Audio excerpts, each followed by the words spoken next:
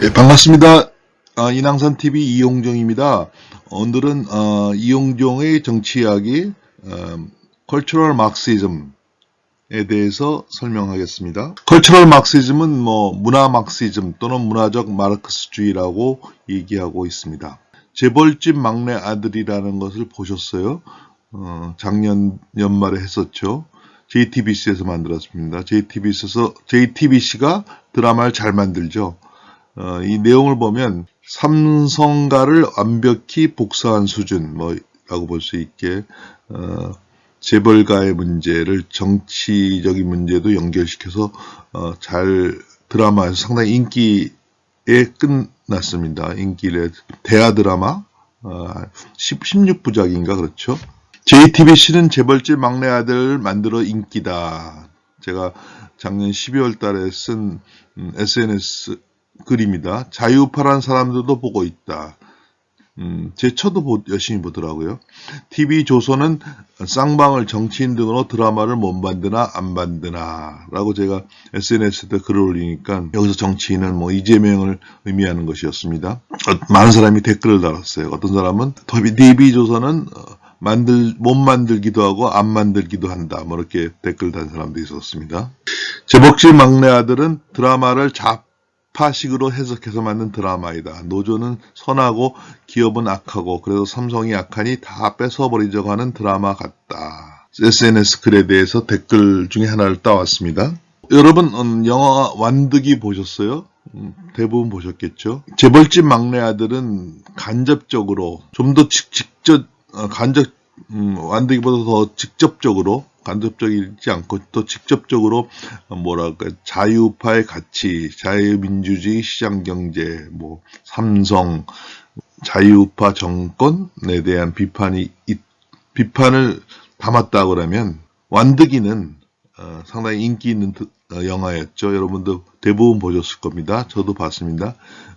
근데 이 영화를 보면 이게 무슨 좌파 영화냐 이렇게 얘기하실지 모르지만 김윤석이 여기 교사로 나와요. 교사가 이제 나오면서 수업하는 장면에서 보면 칠판에 쓰는 내용이 좌파적이라고 할까요? 그런 내용입니다. 이용정이가 말하는 게 진짜인지 한번 찾아보십시오. 그래서 이런 문화 마르크시즘이라는 것이 우리가 의식하지 않거나 우리들 생활에 직간접적으로 영향을 많이 준다라는 얘기입니다.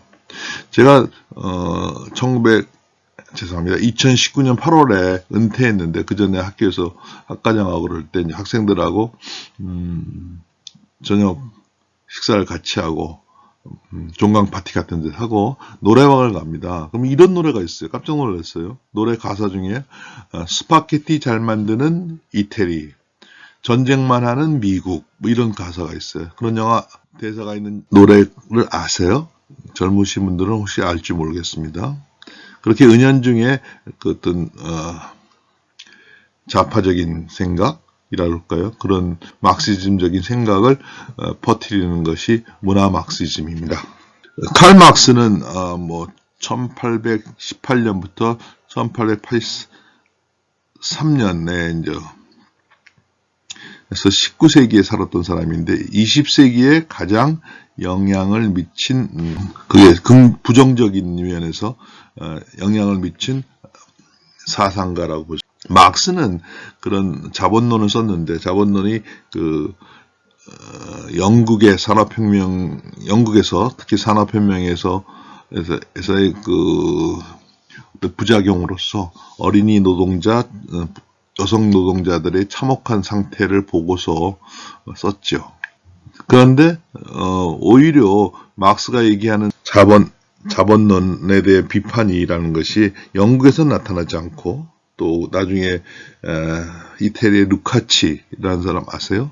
루카치가 얘기하는 이태리에서는 나타나지 않고 그것이 러시아에서 나타났다는 것이 좀 어떻게 보면 재미있다 그럴까요?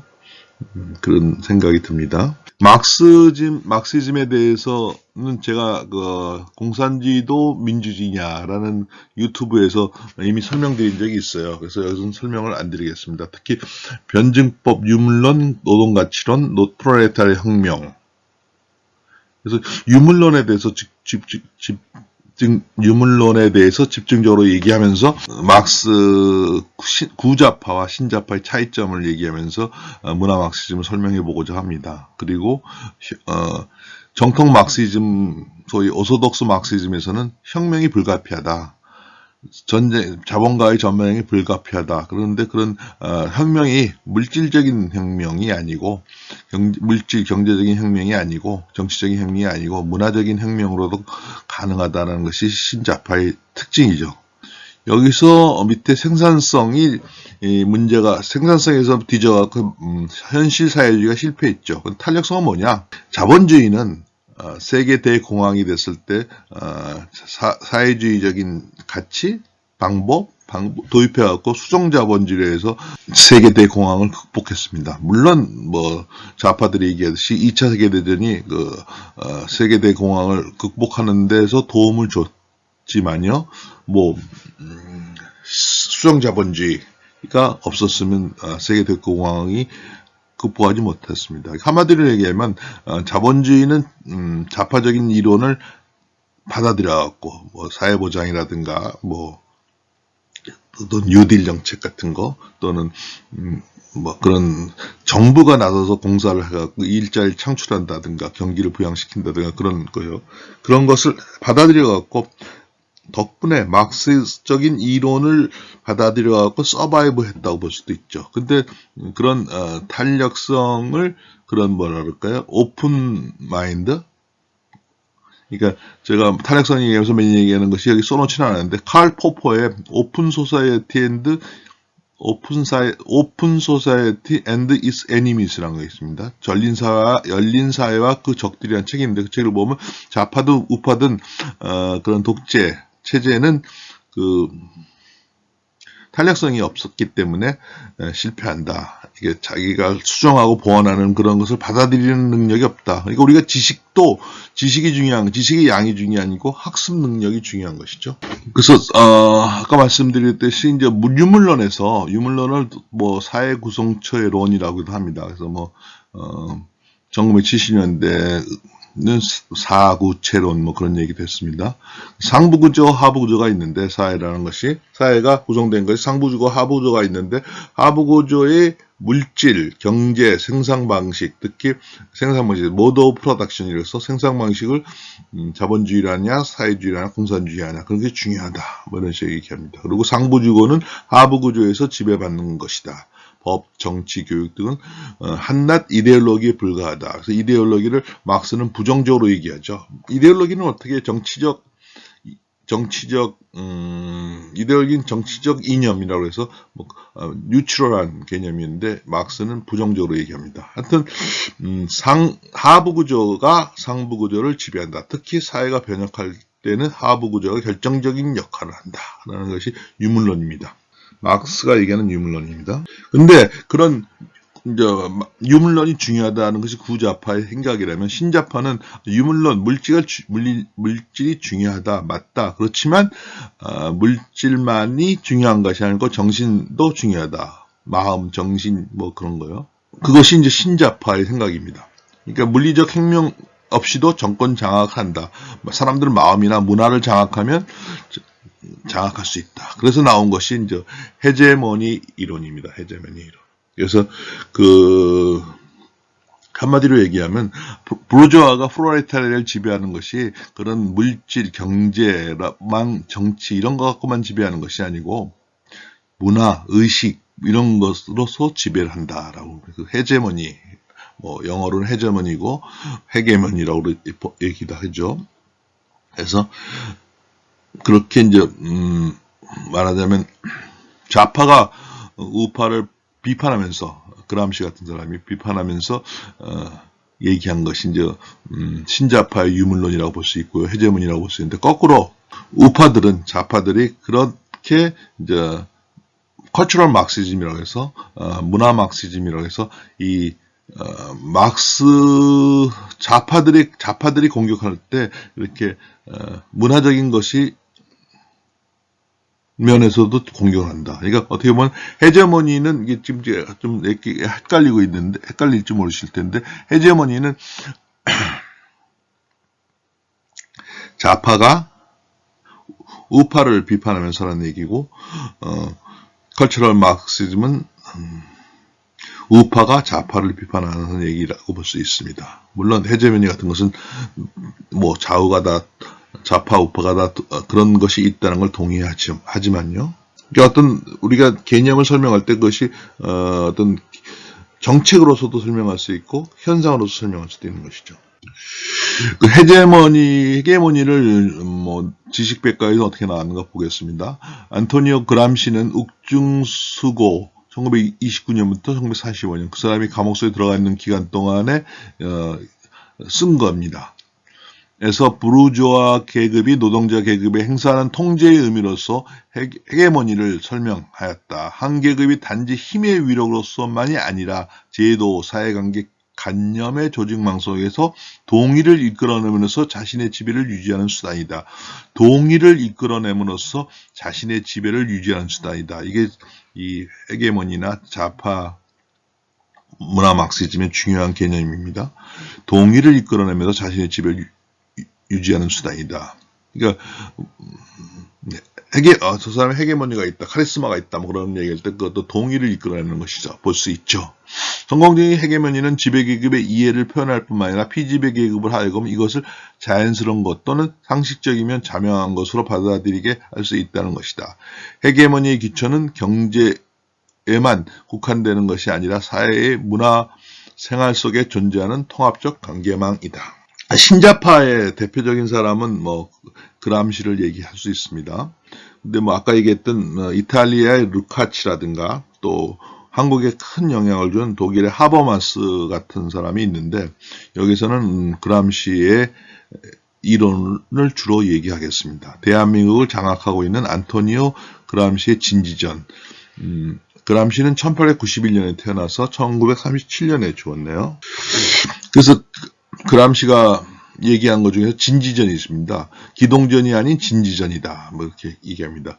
기동전은 적의 군사력을 물리적으로 파괴하기보다는 기동을 통해 심적 마비를 추구함으로써 최소의 전투로 결정적 승리를 달성하기는 전쟁 수행 방식이다. 진지전은 기동전과 상반되는 용어로 주로 고정된 진지에만 국한되어 이루어지는 방어전을 이루는 말, 적이 전략지역 내에 침입하지 못하게 하며 완강히 구축된 진지를 공격함으로써 적 전투력을 와해 또는 소모시키는 전투이다. 그래서 다시 정리하면 헤게모니라는 것은 권력이라는 것인 물질, 경제뿐만 아니라 정신, 문화, 동의, 공감, 팬덤이란 말이 요새 유행이죠. 그런 것에 또 적용한다. 물론 물질도 중요하지만 정신, 문화, 동의 그런 것이 특히 중요하다.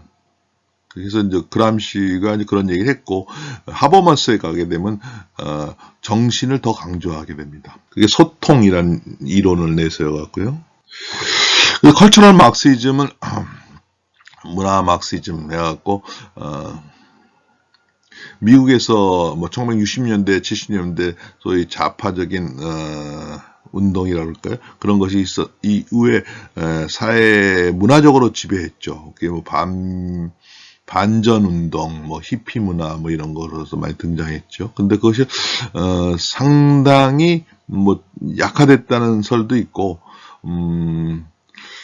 아직도 미국의 할리우드라든가 영화계라든가 문화계에 많은 것이 있다. 근데 어떻게 보면 둘 다 맞는다라고 얘기하면 좀 제가 뭐 좀 적당한 대답은 못 되지만 그 미국 사회라는 것이 다양한 문화이기 때문에 그런 좌파적인 문화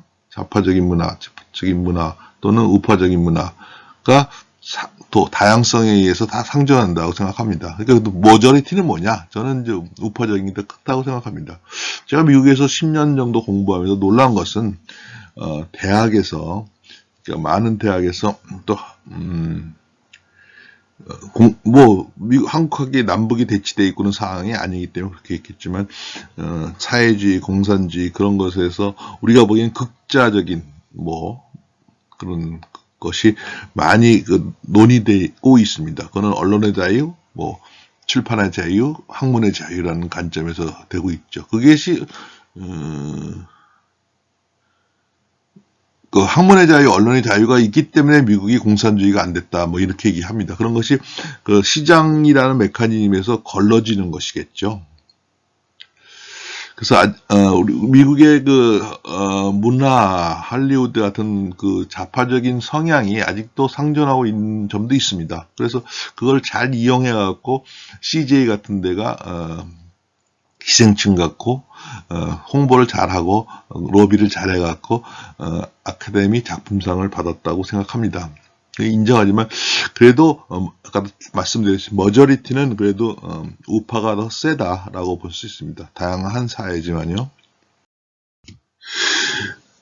막스는 아까 조금 전에 본 책에서 나온 얘기입니다. 막스는 전 세계에 있는 노동자들이 단결하여 자유본주의 체제를 전복시키게 되면 공산주의 유토피아가 도래할 것으로 기대했다. 하지만 막스가 설립한 이론과 달리 제1차 세계대전이 발생하자 노동자들이 단결하여 자본가들을 축출하지 않고 오히려 서로에게 충뿌리를 겨누며 싸움을 시작했다. 막스의 이론에 심각한 결함이 발견된 것이다.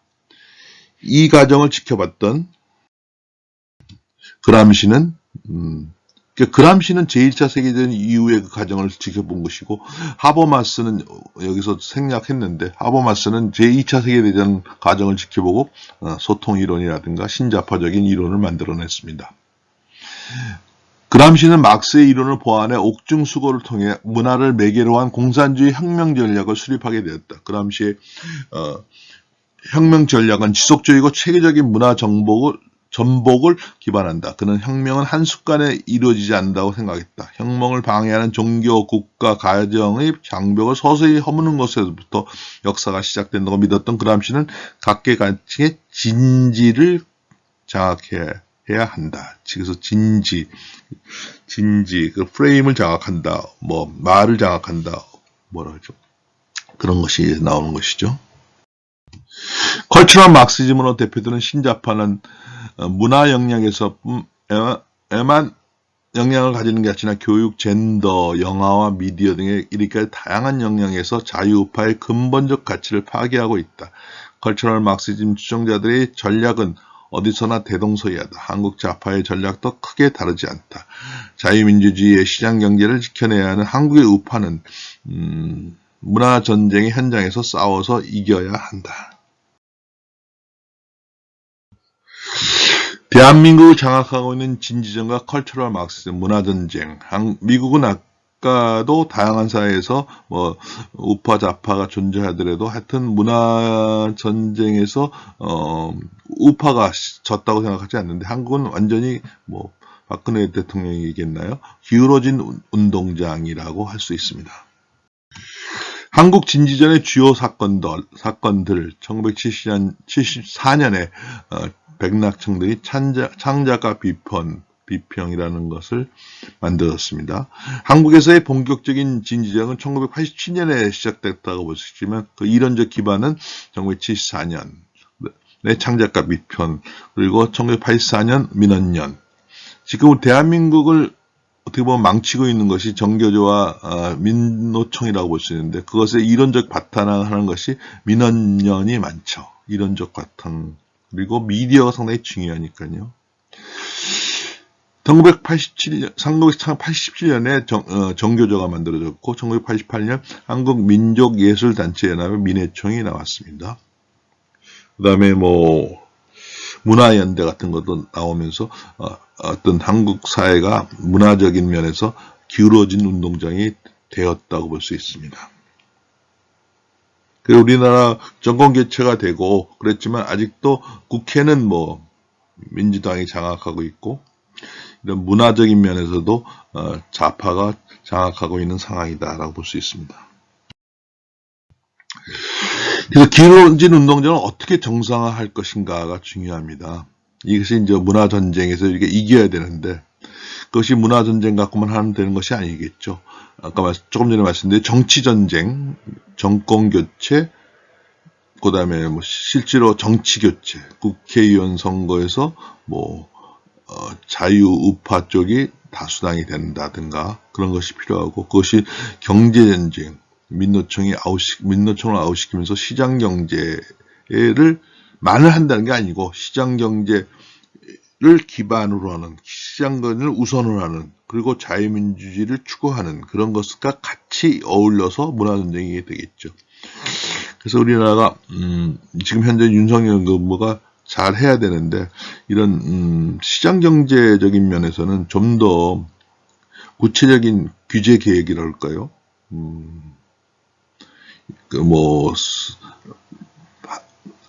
부동산 문제란가, 예를 들면 쉬운 예를 들면 사람들이 골프 치기 좋아하니까 골프장 설립이라든가, 골프장을 만든다든가, 새로만 더 늘리는 그런 것을 규제를 많이 풀어줘갖고 경제가 활성화되고 일자리를 만들어줘야 된다. 최근에 뉴스에 보면 은행이 가점, 독점은 아니지만 가점 상태고, 통신사도 가점 상태에서 문제다. 사람들은 고생하는 것, 사람들은 은행 이자 갖고 고생하는데 거기서 돈을 많이 걷어들였다. 한국은행이라는 것이 3시 반, 4시에 문을 닫고 돈을 버는 것이 국제적으로 금융 경쟁력을 갖고 돈을 무엇이나 하는 게 아니라, 외국에 나가 있는 한국 지점과 뿐만 아니라 국내 지점이라는 것이 대부이자와 예금이자 차이로서 돈을 버는 그런 것이 장사니까 은행도 잘하는 건지 모르지만, 그것이 실질적인 도움이 우리 서민들이라는 것, 중산층들에게 도움이 되는 것이냐 하는 것은 생각해 볼 필요가 있을 것 같습니다. 그게 가점 상태라는 것이 문제가 있는 것이 같습니다. 그래서 그런 걸 과감하게, 저는 이런 규제 계획 중에서 영리병원 같은 게 있어야 되지 않는가 생각합니다. 많은 돈 있는 사람은 영리병원, 미국 병원이 예를 들어서 경제자유교육에 들어온다든가 그렇게 해갖고 한다든가, 제주도에 들어온다든가 해갖고 돈을 낼 수 있는 사람은 돈을 내고 치료를 받고, 그렇지 않으니까 미국에 가서 치료를 받고 서울에 가서 치료받고 이러는 것이죠. 그것이 좀 더 병원 들고 소위 영리병원이라는 것도 많이 만들어갖고 할 필요가 있다. 병원, 금융 이런 데서 가감한 규제 개혁이 있어야 되지 않을까 생각합니다. 다른 얘기를 많이 했는데, 하여튼 정치 경제적인 문제와 문화적인 문제가 같이 나아가는 것이죠. 그래서 정교조를 어떻게 문제를 아웃시키느냐, 민노총 정교조가 가장 큰 문제인데요.